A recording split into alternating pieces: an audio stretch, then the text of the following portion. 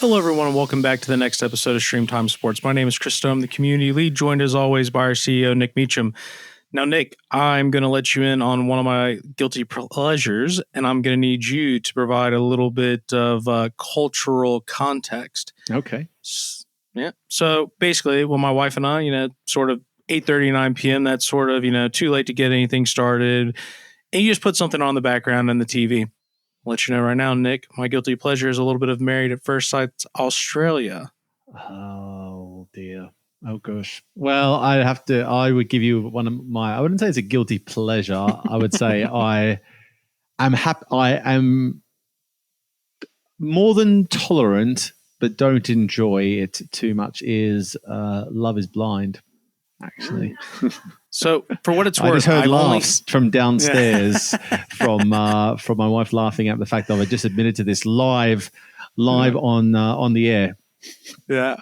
Well, Nick, for what it's worth, I only know one Australian who's our head of production who doesn't cringe when I mention that show. But anyways, in the episode last night, there was a term mentioned that I was not familiar with. Someone was accused of being a bogan, which I am familiar with. Mm-hmm. And then the response was, I'm not a bogan, I'm a yabo? A yob? Okay, sure. Right. Yeah. So for me, context, my family is from Eastern Kentucky in the Appalachians. Yep. So I can get offended sometimes when they're referred to as rednecks because we're hillbillies. We're not rednecks. So I don't know the difference between a bogan and a yob, a yabo. I don't know if those things are relatable. It sounds so wrong when you say it with an American accent, but it is actually how you say it. I have never thought about the difference between the two until you brought this up today. So I'd say the difference is pretty similar to your example of like the redneck versus hillbilly concept. I'd say that bogan comes out of like a playbook. Like there's a definition of like what a bogan is, and there's like about 15 things of criteria and characteristics. And I'd say a yobbo is basically someone who's a bit more just, I don't know, lazy and just a really nothing. There's nothing about them. They're just a bit lazy. They don't do a lot. They just don't do much and are not exactly adding a lot of value to society in the nicest possible way. I'm trying to think of a better way to describe it than that. I would say it's basically just someone that is, someone who just goes around, probably doesn't do anything really nice or well. Is that a good description? I don't know. Does that replicate what a hillbilly would be? I'm not really sure it does. I don't know. I think hillbillies and rednecks, there are some cultural differences. There's also some geographical differences. I've just never heard the term yabo mentioned before, so it's a bit like. Okay. So I looked it up. Sure. Uncultured person. That's probably a much better way than saying what I was saying, which is that we're useless. I'm sure they have some use to society, but uncultured is definitely one of them. But don't follow a bogan playbook necessarily. So you can be both, is what I would say. Okay. You can be both, but bogans are more of out of a playbook that you would define as probably a bit like a chav in the UK. Okay. Fun. Okay. Yeah. All right. Okay. That helps. Like I said, it's just, I hadn't heard it before. And, sometimes, just you need a little bit of local expertise. So I appreciate you for enlightening me, Nick. Well, I would say that I think bogan has now become like embraced a lot more. If you called someone bogan before, initially going back 20 odd years ago, it was seen pretty negatively through negative connotations. And then it just became more and more adopted as like, yeah, I am. And people, you see this like now whole generation that absolutely embrace the bogan culture to some extent, a huge extent. So I'm not sure if that's, again, the similar sort of thing you have in the US around rednecks and hillbillies, but that's definitely prominent in Australia when I go back. I see it loud and clear. Is that the mustache and mullet look? Oh, that's part of it, yeah. Shorts, singlet, vest top, if you want to call it that. Probably haven't worn shoes for about 12 months. Probably drive a certain type of car. I could keep going, but it gets worse and more specific after that. Well, you're pretty far away from Australia these days, Nick. And we mentioned last episode you had some travels around Sweden. Fortunately, quite a shorter trip than traveling back and forth to Australia. But there was so much in it. We had to do 2 episodes to cover everything. So last week we talked about your experiences at the Two Circles event, which is very much sort of, we talked about the fan engagement, the media rights broadcast, lots of data involved. Where one of the things I thought was interesting from that, you mentioned one of the presentations that talked about how heavily people in Sweden specifically consume content via streaming, and that they're actually probably ahead of the game with those things. So it makes sense that there's a big event, the Streaming Tech Sweden event, that you also got to attend, which I will say is put on by one of my good friends here at Sports Pro, judge at the OTT Awards, which is now the Sports Pro Media Awards, which I believe maybe by the time this podcast has ended or gone out, you might not get the early bird special, but you can still apply for it. But anyways, Magnus Svensson runs that event. I saw Jason Tebow was there, also one of my favorites. I like to refer to him as the T-Bolt. He's just an awesome dude. And we'll talk a little bit. Andreas Hayden was at the event, but Nick, just part 2 of your experiences. We're going to talk about that event. And then we're also going to talk about, you got to go to the International Ice Hockey World Championships, I believe it was. You got a lot of experiences really looking at broadcast and streaming technology. And that's what we're going to focus on today. Yeah, absolutely. So I think there's a lot of learnings to take away from this that I think is worth sharing, because I do think there's some stuff in there that helps paint a bit of a picture of where we're going with as an industry, not just around technology, but typically the tech is an enabler for the business changes as well. I'll get into that in a second. But the World Championship was great. I went with Infront Productions, who gave me a really good deep dive into what they're doing there. So I'll jump into that in the second half, as you said. But yeah, the Streaming Tech Sweden event has been running for, I think, about 8 years or so now. Magnus Svensson and the team from DYN Technology, really impressive group of people who are really dedicated to delivering basically services to the streaming industry. Have done work across sports, but also a lot of different platforms, broadcasters, not only across the Nordics, but indeed right across the world. This event, I've been to a few. I spoke at one of them. And what I would say, and I mean this in the nice way, is I would not have been the right person to speak at this event. And I mean that is they've gone another step further in technology with a lot of demonstrations. I would say in the nicest way, nerding out a little bit, much more than they have in the past. And I love that. It was great. It really pushed my boundaries to understand more about where the industry is going, where the focuses are, where the changes are coming. So full credit to Magnus on what they were able to put together. A lot of familiar names were on stage from events that we've held, and it was good to see them go a bit deeper than I think they have historically in the past done in some instances.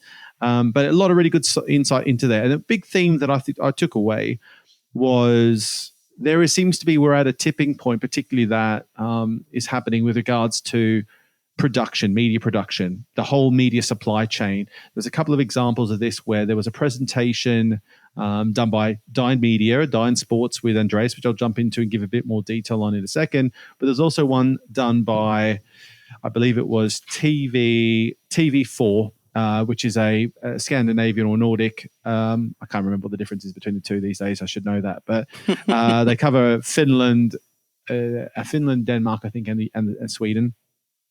And they're basically completely rebuilding their media supply chain. And that might be lost on people who work in the business side. But for context, they're basically intimating that the way media, like broadcast content, has been distributed has basically not changed in 60 to 70 years. It's been expanded, so the use of satellites and other things and fiber, but the notion of it has largely been a legacy approach for the last 60, 70 years.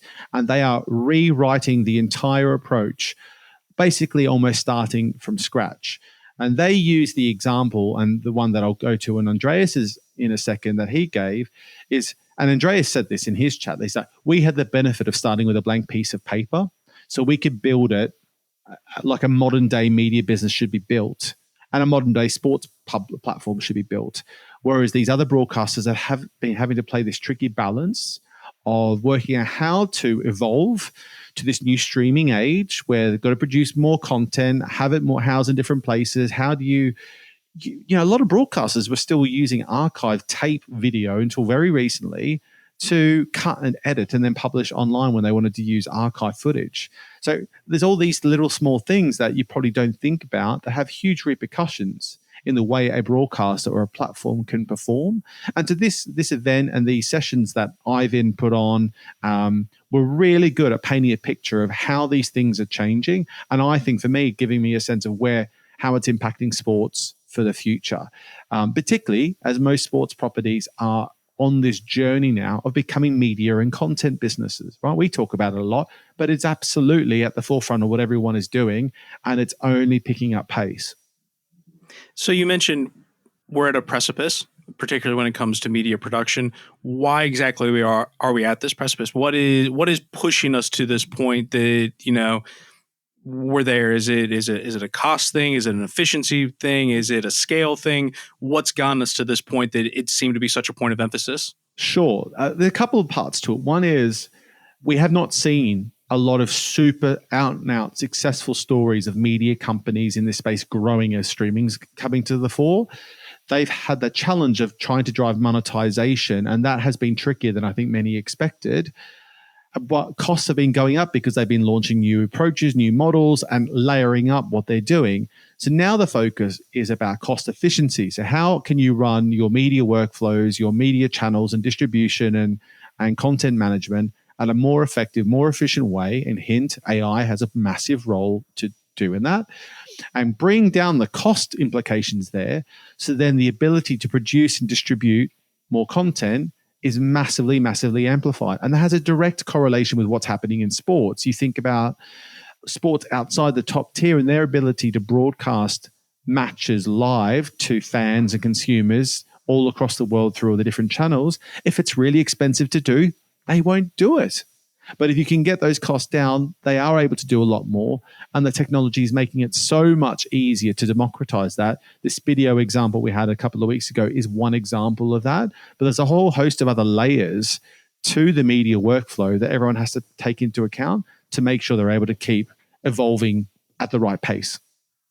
Now, my understanding, this is not a dedicated sports event. Now, obviously, Andreas would have been providing an example of a sports case study, and we can speak about that in a bit. But just curious, from your perspective, did you hear anything from these more generalized, broader media companies that seems different from what you've heard from other sports companies? Or is there something that sports companies really should be paying attention to, which I'm sure the really senior people do look at those macro trends, but just curious if you heard things more broadly outside of sports?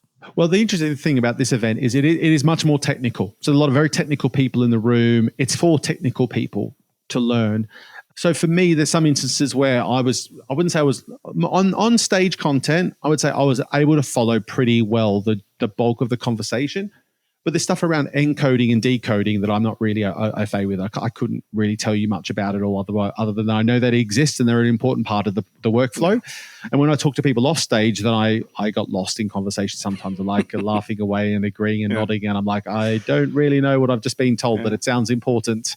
So look, and I would say, I don't know if this is the right way to put it, but if you ask anyone, even in our company at Sports Pro, I'm probably one of the most knowledgeable on the streaming space, and I had no clue what some of the stuff they were covering. So it's a much deeper event in that vein, and I'm probably giving myself a disservice saying that, but there's some bits that it was pushing me to go, all right, I need to learn more about that because it's really important and it's changing quite a lot. So the point is that they are talking much more about a much deeper technical transformation, whereas still sports is more focused on the business transformation part mainly, I think. And they need to get a better grasp, and that's the role we're trying to play. That's definitely the role that a Streaming Tech Sweden plays, and what Ivan play is like just trying to bridge that gap of going, hey, how do we know we need to do more content. We know you need to manage that. It's a really laborious effort to do it. How do we do it more effectively? Well, there's all these tech solutions. Now, sports doesn't need to know the depth of that. It doesn't need to know the breadth and depth of some of the encoding, decoding stuff, because if they're not broadcasting at the scale that some of these other broadcasters are, or they don't need to be so worried about latency if they're a lower tier sports property, they don't need to be worried about some of these things, and they're working with more of an end-to-end partner, then they can just leave it to the experts to get on with it, and they just got to focus on the business side a little bit. So sports doesn't always need to know the breadth and depth. I think if you can speak close to that language, it's, when you talk to someone like an Andreas, who's he's so impressive to listen to. He understands everything from the business side through all layers of the tech side. I think that's the North Star you basically want to be as a leader if you're running an organization like he is. But I don't think in sports specifically you need to have that breadth and depth, but it certainly helps to have a bigger understanding, just so you can ask the right questions. You can ask the questions of your team, or you can ask the right questions of your partners and providers. And one of the things I think that's difficult to overcome in this industry is if you don't have enough knowledge and you're looking at doing something, to take the step to say, yes, we're going to go ahead with working with you. If it's too much of a leap of faith, it's really difficult to say yes to that. You don't want to make a big decision, a big, massive business decision, and do it with risk, right? So you have to have the confidence that you know what you're signing up for. So I think the importance of having a baseline technology understanding is really important for business execs, but you just don't need to know it to the degree perhaps what I was getting some of that exposure to. I hope you're enjoying this episode of StreamTime Sports, but we just wanted to draw your attention to what's next in the world of sports marketing. There's no doubt it's evolved, but now it's time to understand how. That's why we're introducing Impact X, a bold new initiative from Sports Pro and Sportsquake. Launching on the 17th of June, we'll be showcasing groundbreaking work in some of the most impactful campaigns from the last 5 years. Join us as we break down why sports sponsorships work and how to execute it well in an all-new exhibition of sports marketing excellence.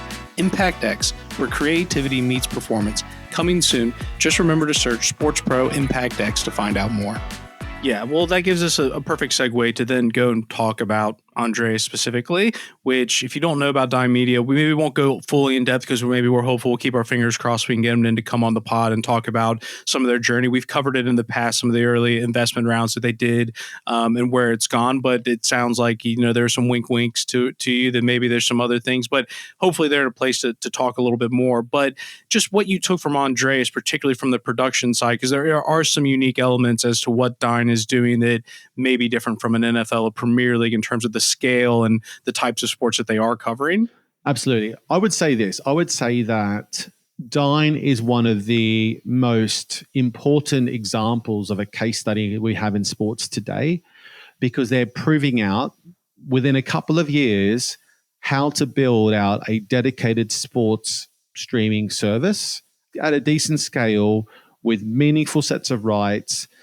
And they've done it in a really cost-effective manner, which I think is really important for the entire industry to understand, because even if you're someone who's launching a platform that's not a sports property, there's plenty to learn from what they've done. But also, even if you are a sport and you're really thinking about, do we do it ourselves?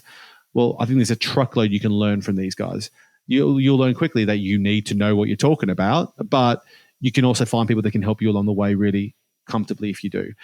The big thing that Dine talked about, so I will give a real quick top view of their macro business strategy is they picked and identified 5 key sports to really super serve, right? And they basically created a subscription proposition, which is at such a cost-effective rate that you get access. It's going deeper on those 5 rather than being too broad stroke and having, say, 10, 15 sports available on the broadcast. There's 5 that they would say that they sort of own, basically, or they're really the leading platform in Germany for. So they're a German or DACH region platform, right? And it's subscription led. They do drive some revenue from advertising, but it's by far the majority is through subscription based. And I think the price was around €15 a month, so very cost effective as a price point. The main thing that he was presenting there, and I think this is the important part, is about production. So it's about how they're producing their content and doing it as a cost-effective way and a resource light as possible. So one of the big things that he talked about was taking a much more hybrid approach. And what I mean by hybrid approach, you might have heard that a lot at the events that we run. We talk about a lot of this stuff and have been talking about it for quite some time, but they've actually made it happen. So what they did is they partnered up with these different rights holders. They went to the arenas and they actually laid dedicated fiber and cable to make sure their connections were really strong. And then they basically rebuilt the concept of an outside broadcast van from scratch. And the example he used on stage was they basically, if you see one of these broadcast vans, broadcast trucks, they are enormous. And quite often you might see a couple of them at an event, which is what I did see at the World Championship that I'll talk about a bit later on.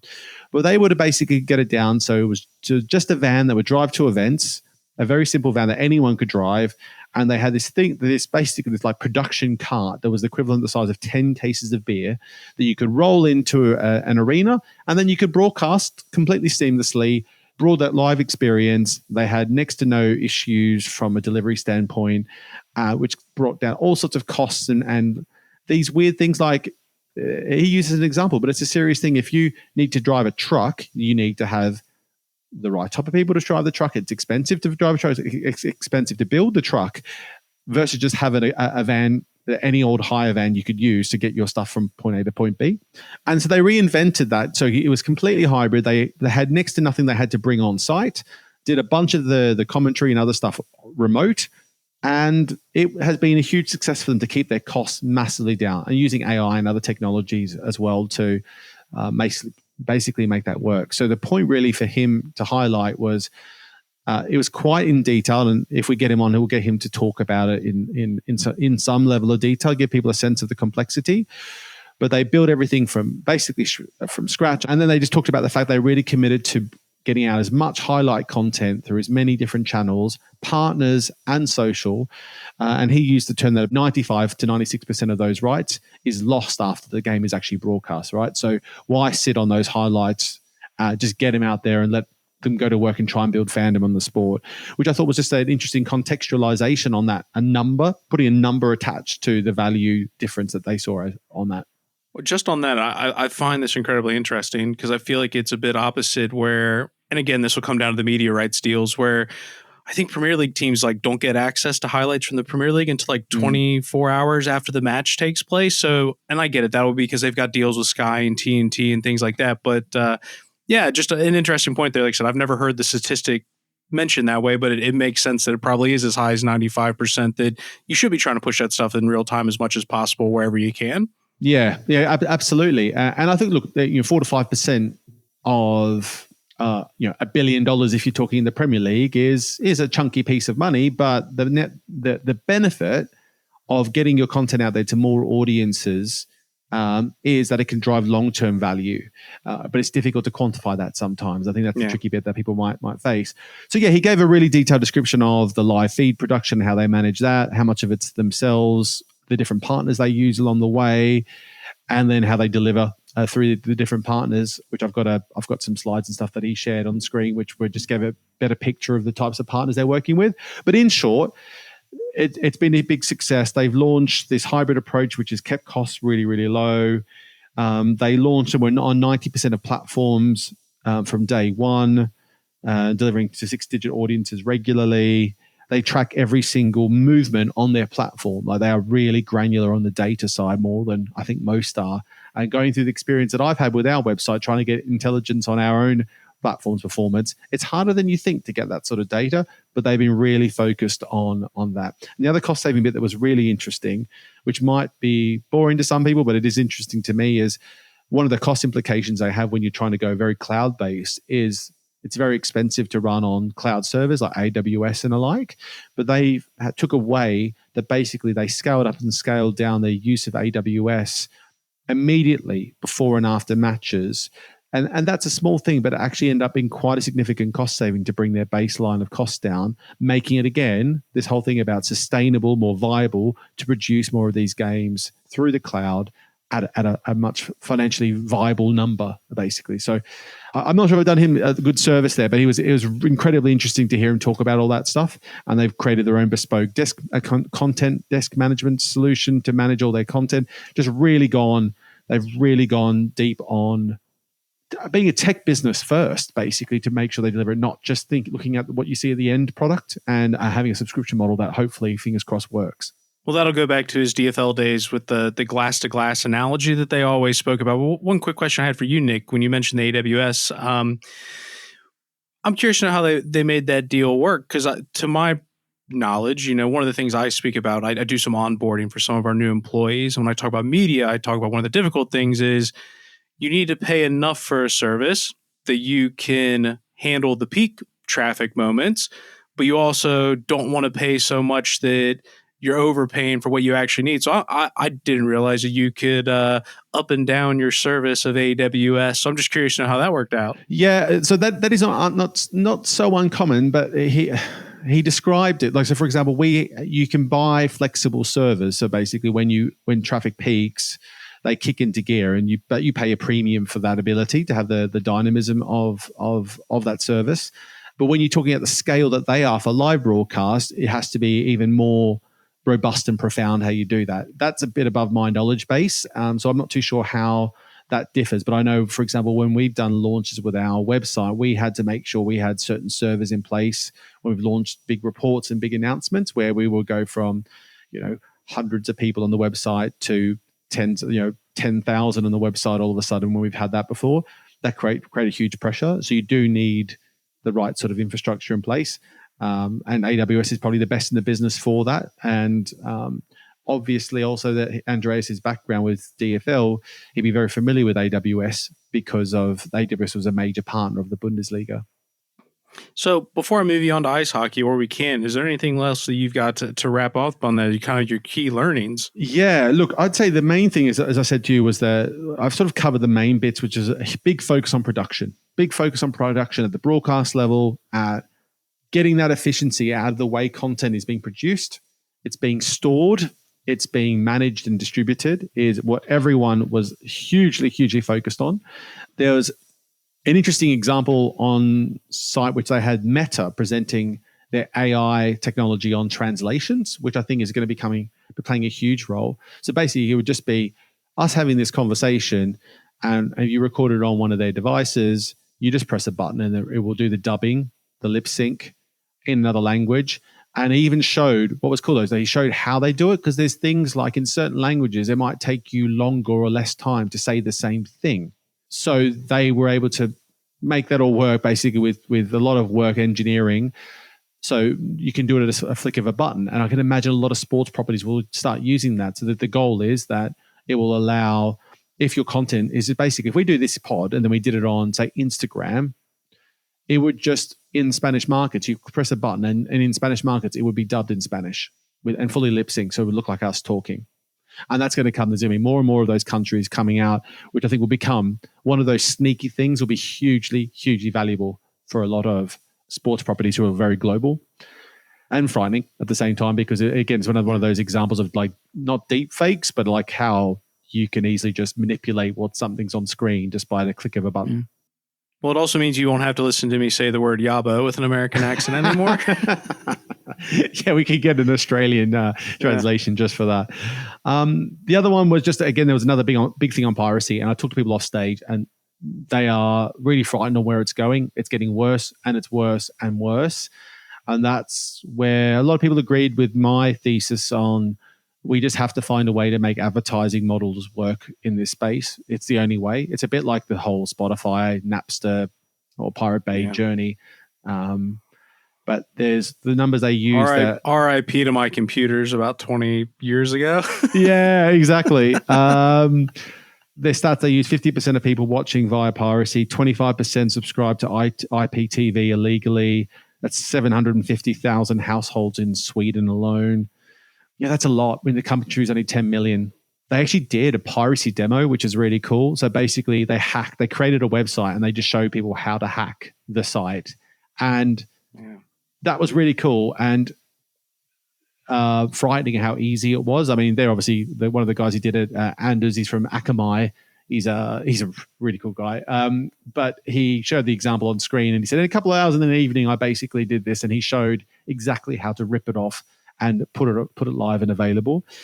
One of the interesting tips that they gave, and I think this is probably the bit I'll leave it at, is sports needs to just stop trying to stop the pirates, because they can't stop them. So what they gave a visual where they showed when they cut off a pirate, a few more minutes later, they came back again and found another way in.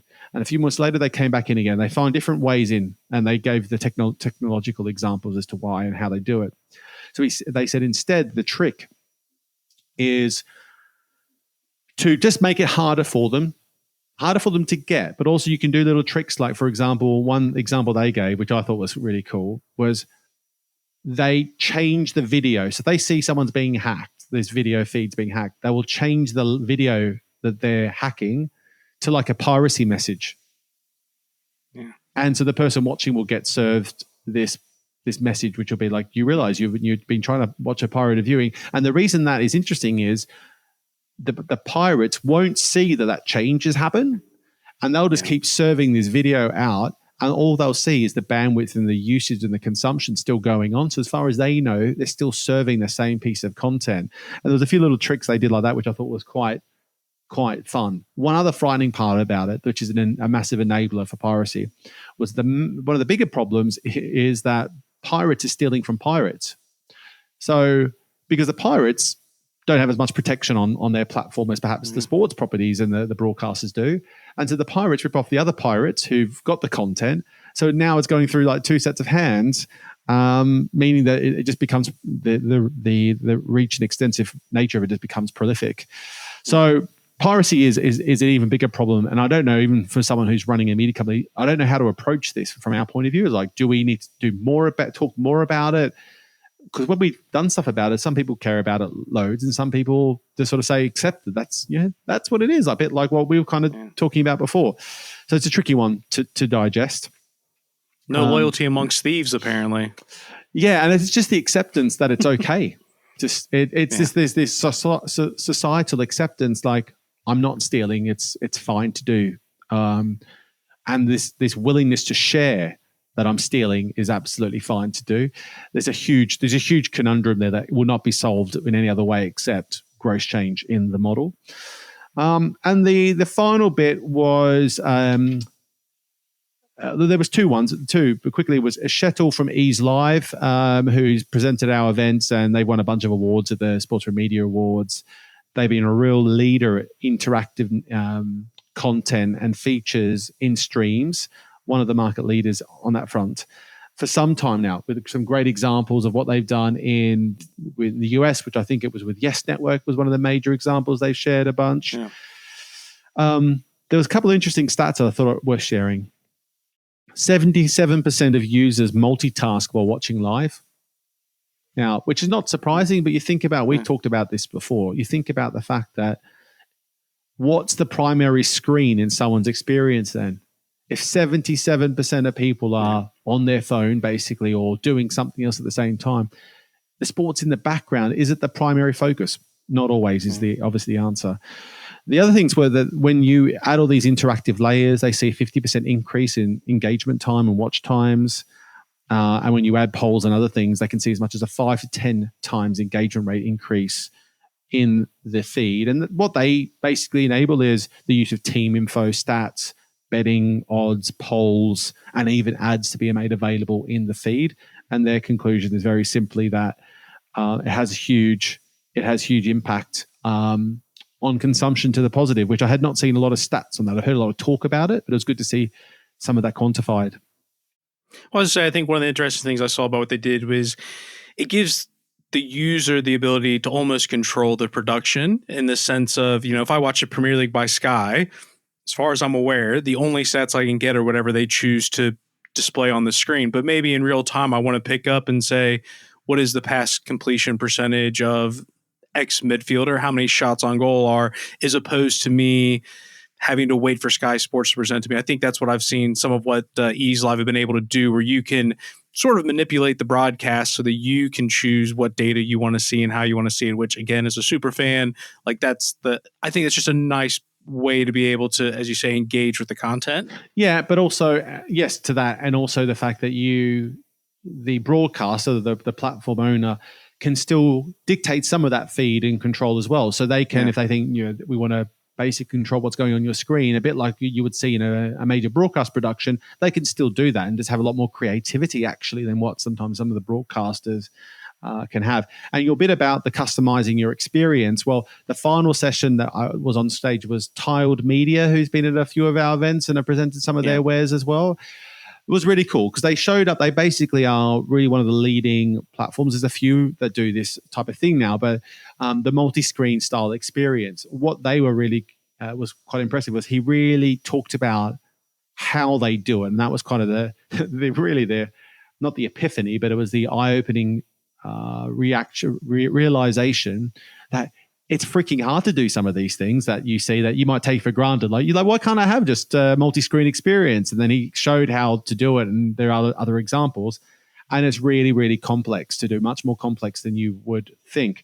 But he gave a great example of how custom you could get if you wanted to, whether it be, there's a whole bunch of sports that have loads of different camera views. You might just want to have a few on the side and running in smaller view, like F1, like other sports that might have different angles in. I think you could do it with the golf would be a perfect example of that. And obviously, not obviously, I said obviously too many times, but YouTube using it, they were one of the first to launch as a major feature of their Sunday ticket offering, I believe, if I remember correctly, was what the multi-screen offering. That was last year.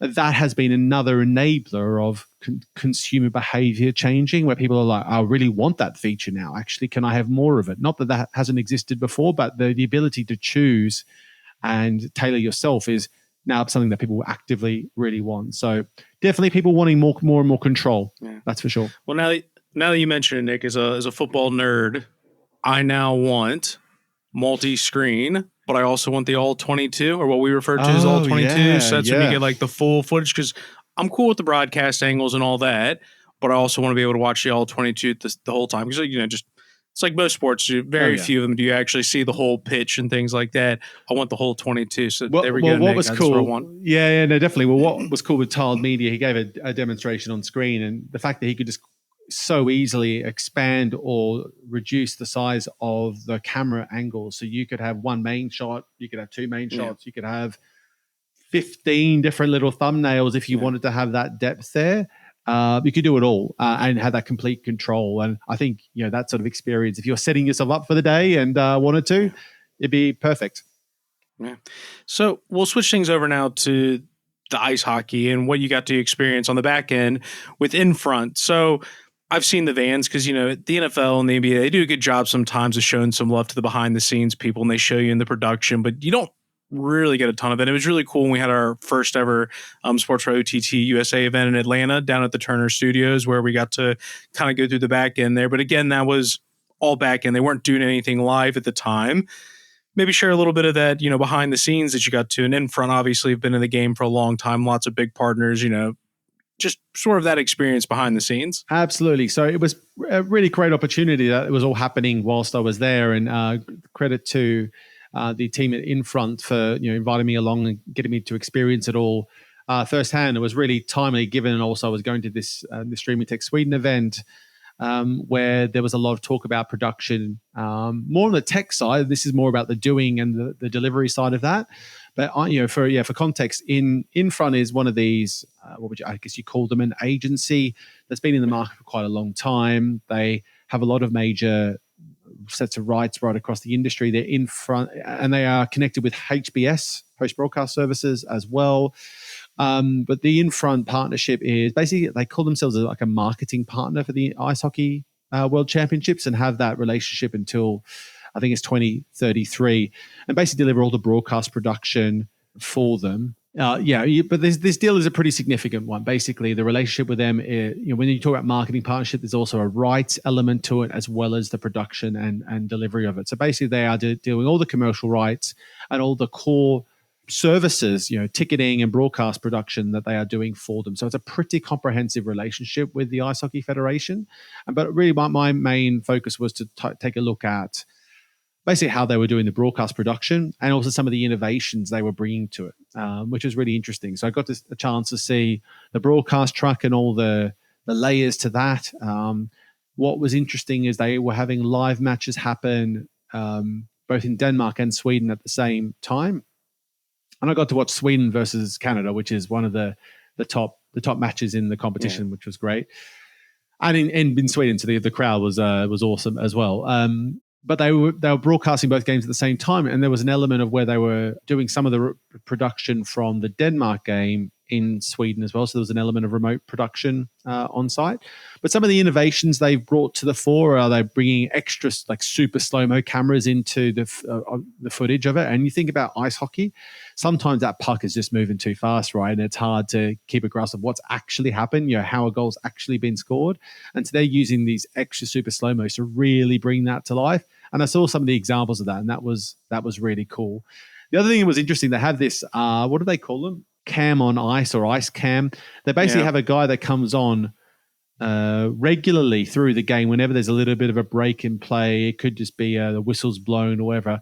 And there's a guy all dressed in white to hide, to be like hidden away in the ice from fans, goes out with the camera and follows players around, follows the action. He might go on the ice for a penalty shootout. So getting way more close to the action, just taking the standardized feed. And that actually, you could really see the difference there when I watched some of the broadcast footage of that as well. They did more around getting people into lockers in games. And they're also using, what they call it ultra motion cameras into the feed, which just get you a little bit closer to the action. And I really like that. So it's a nice array of innovations. They've got 31 cameras, I think, on site. So it's a big broadcast production. Something like 90 different media partners, and it's one of the biggest events of the year, really, in terms of a broadcast production perspective. So it's good to get close to that. Well, I have said people like ice hockey, I think, is one of the best in-venue sports to go watch because it's fast, it's physical, there's still a bunch of skill involved, and then for someone like myself who overheats, the venues are never too warm. But I will say, like, watching on TV, I'm the same way. Like, there is a bit of a struggle to keep up with the puck because it's not a very large item and it is moving around all the time. I think ESPN one time failed and trialed having a tail that came off the back of the puck you could sort of fall, which I'm sure at the time was incredibly innovative to be able to have that in place, but I don't think had the viewer experience that people were looking for.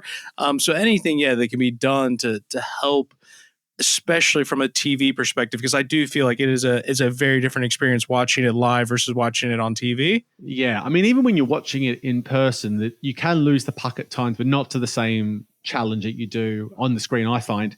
And that's where the super slow-mo, because there was some goals scored, and I always have this. You're not really sure what's happened. You're really trying to work out, how did he get it, squeeze it through there? And you get the super slow-mo, you're like, oh, okay, that's really cool. And that, you don't ever appreciate the play until you see those super slow-mos. So definitely needed. I think you need to, I'm sure it happens with a lot of sports, but once you've seen something live, then you appreciate it 10 times more when you watch it on TV. And I think that's one of those sports that really comes to the fore. So really cool experience to see that in action. Very impressed with how Infront were putting all that together, managing quite a major broadcast production. I didn't really expect it to be the scale it was, but it was really impressive to see it all up close and in person. Well, fingers are crossed that we may hear from Philippe Latter, the CEO there here, not on the podcast, Nick, not on the podcast, but it appears we might be setting up an interview. I believe Infront, if I've got my memory correct, might be 25 years old as of this year officially. So it's something along those lines. They're celebrating some sort of significant anniversary. So it will be interesting to hear from him. That'll be done by our editorial team in a written format, just to kind of hear what they've seen. Because like I mentioned, that business has evolved quite a bit over the years. So I think that'll be an interesting piece to keep an eye out for later in the summer. Heck of a journey they've had over the last 10, 15 years in particular. And then we followed them through their journeys with their ownership with Wanda, taking a huge investment into them, their relationship with Ironman over the years, and these pretty significant relationships they have, like with the IIHF, which are really significant. And I think sometimes might be lost on the more mainstream sports community. But here's a partner that they're basically, IIHF is basically not handing over the keys, but almost it's saying, like, you take care of the broadcast production, you take care of the sales, you take care of the experience we're delivering in hospitality, and just make it really good every time we have this event. And I think the World Championships is every year, actually. So I think it's one of those more regular ones that is a really well polished machine, I have to say. Well, Nick, I know as of recording this afterwards, you're going to take some time off, and it sounds like you need it because you just went and did everything you possibly could, and you didn't even have to leave your own country to do it. Yeah, I did that in the base of about 36 hours. I also had a lot of fun riding around in e-scooters all over the place, getting around town. Although after a few drinks after the ice hockey, I took the Uber instead that time because it was probably a safer option. But it was nice to get around and see Stockholm. I've only been there once in my life, and that was actually to go to the same arena to watch the Rolling Stones in action. So this time I got to watch the skating Swedes. But it was a lot of fun. So it was good to get out there and good to get that experience under my belt. And I learned a lot more than I had expected, and not because I wasn't expecting good things, but just it was really, really blew me away about how much I took away from it. Well, you can now enjoy your holiday, Nick. And for everyone, I hope you enjoyed this episode, and we'll catch you on the next episode of StreamTime Sports. Thanks, everyone. Now, before you go, if you liked what you heard today, be sure to rate and review and just let me know what you think on social. You can find me on most social platforms as SportsProNick. And please do spread the word of the podcast. There's no better way of marketing than word of mouth, whether that be in person or on social media. And if you don't like what you've heard, or you think we should be doing more or less of something, then reach out and let me know, as I'd love to hear from you. Thanks, Streamtimers. Until next time.